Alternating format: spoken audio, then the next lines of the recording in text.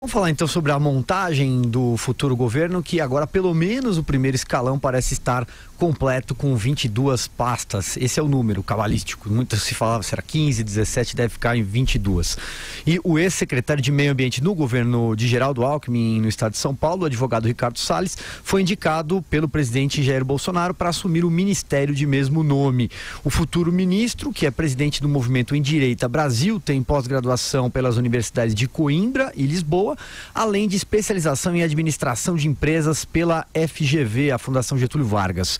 A escolha de Salles para o meio ambiente marcou aí o fim da composição, como eu disse agora há pouco. Em entrevista ao Jornal da Manhã, aqui da Jovem Pan, o futuro ministro, que teve a sua nomeação até contestada por entidades do setor, diz que as críticas vêm de, abre aspas, pendurados em entes públicos. A afirmação na íntegra dele, abre aspas, aqueles que querem jogar pedra estavam pendurados em entes públicos. Esses vão ficar contra. Estavam acostumados em repasses milionários de dinheiro público e em detrimento até do próprio meio ambiente. Vera Magalhães. Olha, a indicação do Ricardo Salles, ela é controversa por algumas questões. É engraçado isso acontece em várias áreas nesse governo. Se fala em tirar o viés ideológico e você simplesmente dá um cavalo de pau no viés ideológico, jogando ele para o outro lado, igualmente ideológico, igualmente sem caráter técnico e igualmente sem, nesse caso, muitas vezes, caráter científico. As declarações que o Salles deu, e eu o conheço, a gente tem uma boa interlocução, desde que foi indicado sobre, por exemplo, o aquecimento global, tão longe de ter um embasamento científico. Essa coisa de que, olha, não é para agora, é para daqui a 300 anos, não é uma prioridade imediata, isso soa como negacionismo ali, quase um terraplanismo. O aquecimento global pode não exercer todos os seus efeitos de imediato para a nossa geração, mas os efeitos já se fazem sentir, inclusive com consequências econômicas nos dias de hoje. E as providências têm de ser tomadas paulatinamente ao longo das gerações. Por isso existem acordos climáticos, por isso as nações se comprometem com metas. Isso tudo é científico, não é achismo, não é nada a ver com ONG, isso tudo tem um trabalho científico importante, pesado, tem comprometimento político de vários países, de vários governos, tem uma costura diplomática e econômica muito fina, algo que não é trivial de se fazer. Então, jogar tudo isso na vala comum da ideologização, como se preocupação com o clima fosse algo de esquerda e não algo que todo o planeta devesse ter, por uma vez que todos nós somos seres vivos e habitamos o mesmo planeta, isso sim me parece ideologia de quinta categoria. Então, eu acho que ele tem de, primeiro, tomar pé das pautas que estão sobre a mesa no ministério que ele vai ocupar. E segundo, tem aí uma dúvida, né, em relação ao caráter fiscalizatório do Ministério do Meio Ambiente. Esse parece ser o grande bode colocado na sala pelo Jair Bolsonaro. Quando ele fala em excesso de fiscalização, o que vai vir em resposta a isso? Vai se sustar totalmente toda e qualquer fiscalização ambiental, é isso? A gente teve notícia no fim de semana de garimpos ilegais, isso tudo está tomando conta do país, o avanço do desmatamento, todas essas são notícias, não são ficções. Tem de se dar uma resposta a isso, mesmo porque o Brasil é cobrado internacionalmente pelo que ele faz com o meio ambiente. Disso depende, por exemplo, a venda dos nossos produtos agrícolas, das nossas commodities. Então eu acho que tende a haver um caráter mais sério e menos ideológico, aí sim eu digo menos ideológico, uma abordagem menos ideológica das questões do meio ambiente. Elas já são bastante científicas hoje em dia, não permitem esse tipo de abordagem que é rasa, que é sim ideológica e que é irresponsável em muitos casos. Andresa, o que você achou da escolha, hein? Silvio, ela é sim a escolha coerente com a pregação do Jair Bolsonaro ao longo da campanha eleitoral e de sua história como homem público. Há coerência na escolha. Porém, ao mesmo tempo, há uma espécie de déficit técnico. O Ricardo Salles não é um especialista. Ele é coerente, portanto, com o discurso do presidente eleito ao longo da campanha, faz sentido nesse ambiente, mas é desprovido de qualidades técnicas para a missão. Portanto, fica muito abaixo de ministros controversos, mas altamente qualificados, especialistas em suas áreas, como o Ernesto Araújo nas relações exteriores e o Vélez Rodrigues na educação. Esse é um intelectual com uma obra comprovada, um educador, um professor. Ao Ricardo Salles, desde o lugar onde eu olho, só sobrou militância. Só sobrou uma representação ideológica, portanto, limitadora do discurso do Jair Bolsonaro. O que sobra, pensando no Ricardo Salles como ministro do Meio Ambiente? Uma espécie de obsessão por criminalizar o MST, e aqui fala alguém que não tem a menor simpatia pelo MST, e sempre aponta atividades criminosas do MST. Esse programa aqui nós sempre apontamos quando o MST age criminosamente. Mas será que é linha de frente, principal política, marca identitária de um ministério como o do Meio Ambiente, a criminalização do MST? Eu acho que existe uma indústria de multas no Brasil. Já falei muito aqui sobre isso. Muitas vezes já falei aqui sobre isso. Mas isso deve ser a linha de frente, a principal bandeira de um ministério do Meio Ambiente no Brasil. E aí a gente vê que o sujeito foi filiado ao PP, o Bolsonaro também, a bem da verdade, e esteve a serviço do governo tucano em São Paulo, demonizado pelo bolsonarismo. Trabalhou muito próximo do Geraldo Alckmin. Tem um processo de improbidade administrativa contra si, réu acusado de alterar ilegalmente o plano de manejo de uma área de proteção ambiental na várzea do Tietê. Não são credenciais. Todo mundo que tem vida pública tem processo de improbidade administrativa contra si. É quase verdade. Mas para o bolsonarismo sempre foi um problema, antes de chegar ao poder. Agora chegou.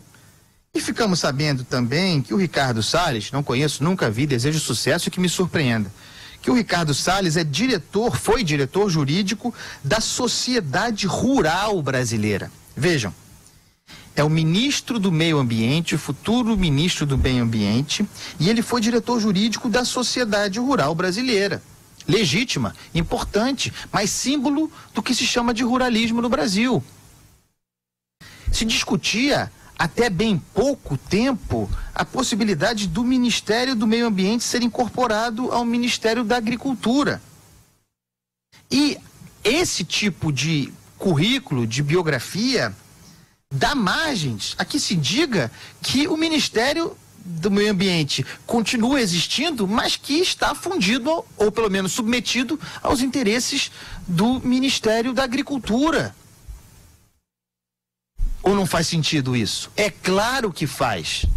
É quase como dizer que o Ministério do Meio Ambiente não foi fundido ao Ministério da Agricultura, mas foi. Porque como defender a separação dos ministérios, se não como uma concessão, chamemos simbólica, quando se tem alguém que militou para o setor rural? O setor rural é muito importante, eu falo aqui sempre. Mas exatamente porque é importante, precisa ter uma pasta para si desvinculada da pasta do Ministério do Meio Ambiente. E não é o que acontece aqui nesse caso. Me parece muito mais uma dissimulação.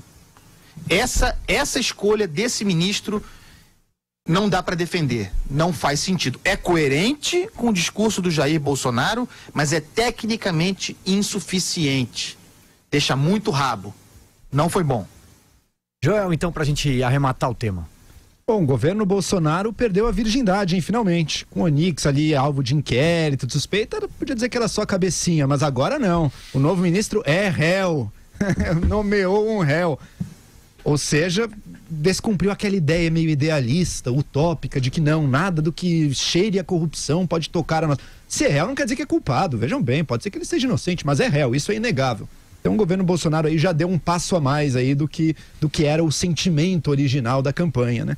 E outro fez o que a gente já esperava, transformou o Ministério do Meio Ambiente num puxadinho do Ministério da Agricultura. Não fundiu, mas transformou num puxadinho, botou um ministro que está claramente a serviço da causa ruralista. E veja, às vezes ele traz... Eu conheço, inclusive, pessoalmente o Ricardo Salles. Acho que é uma pessoa que traz uma seriedade, sim, na sua atuação política, mas sei também que é um militante da extrema-direita no Brasil e conheço bem as causas que ele representa. Tá? Por exemplo, sobre o MST e, por exemplo, sobre questões ambientais mesmo. Foi secretário do Alckmin. Sobre questões ambientais, por exemplo, do aquecimento global como sendo algo pouco importante, discordo radicalmente, mas também sobre outros temas mais próximos aqui no nosso dia a dia, como desmatamento. Então ele traz a ideia de que o desmatamento em si nem seria um objetivo para o Ministério do Meio Ambiente tratar, e sim apenas se a ação é ou não ilegal. Né? Só que a ambiguidade legislativa sobre a qual a gente vive e a dificuldade que é de você provar muitas vezes que algo está fora da lei no Brasil, na questão ambiental brasileira, faz com que isso simbolize, no fundo, uma carta branca para o desmatamento correr com ainda mais voracidade do que tem acontecido. Tá? Isso a gente não vive, muitas vezes se pinta, né, essa ideia de que no Brasil a gente vive uma tirania do Ministério do Meio Ambiente, que não deixa as pessoas, que não deixa a natureza ser tocada, nem nada disso. Tem alguns ambientalistas que têm essa cabeça, tá? Isso existe. Agora, na prática, o que a gente vive é o contrário disso. O que a gente vive é a destruição bastante acelerada do nosso meio ambiente, e que, fora um momento ou outro em que a gente teve um ministério mais atuante, a única coisa que controla um pouco o desmatamento, às vezes, é a recessão econômica. Quando a economia desacelera, a destruição do meio ambiente dá uma desacelerada também. Mas na prática é isso. Na prática, a destruição do meio ambiente segue solta e com muita facilidade. Existem problemas, sim. A lei não é clara. A aplicação da lei não é previsível. Os processos se estendem longamente. O fazendeiro não sabe o que direito que pode e o que não pode. É tudo resolvido depois, e muitas vezes depois que o ato já foi feito. A gente precisaria sair disso. Um ministro do Meio Ambiente responsável agora buscaria trazer a gente para um novo patamar de regras claras, de aplicação rápida dessas regras, para não ficar tudo embargado esperando decisões, mas também regras exigentes. Porque a gente sabe que é muito fácil o interesse econômico de curto prazo colocar em xeque ou jogar na fogueira o nosso interesse mais amplo de longo prazo, enquanto país que detém em si o maior patrimônio ambiental da humanidade. E é muito sério a gente colocar isso em risco. Ricardo Salles, ele está aí servindo os interesses da bancada ruralista, que é um lado, é importante a bancada ruralista, o agronegócio no Brasil é importante, sim, tem que ser levado em conta, mas é muito importante também termos o contrapeso. Lembrando que a nossa agricultura mais tecnológica e mais moderna não é responsável pelo grande desmatamento que a gente vê na Amazônia, por exemplo, né? E sim uma pecuária de baixíssima tecnologia que arruína nosso solo e que, infelizmente, junto da ação de madeireiros, vai consumindo aí um dos grandes patrimônios ambientais da humanidade. É uma perda para a gente ter um ministro tão contrário à pauta ambiental no Ministério do Meio Ambiente, mas, sem dúvida nenhuma, estou com o Andreasa. É bastante coerente com o que o Bolsonaro falava em campanha. Quem votou nele, eu espero que soubesse. Espero que tivesse o desejo de relegar a questão ambiental à lata do lixo. Porque é isso que ele disse que ia fazer e é isso que está fazendo. E só para a gente observar no futuro, uma das coisas que estão em discussão na transição é a anistia ampla a todas as multas empregadas até aqui.